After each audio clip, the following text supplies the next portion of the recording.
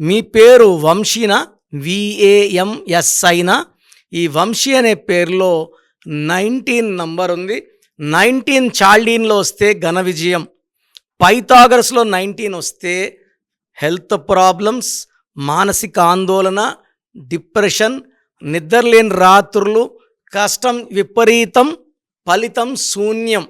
So ఈ 19 number పైథాగరస్లో ఎవరున్నా కూడా ఫెయిల్యూర్స్లోకి వెళ్తారు.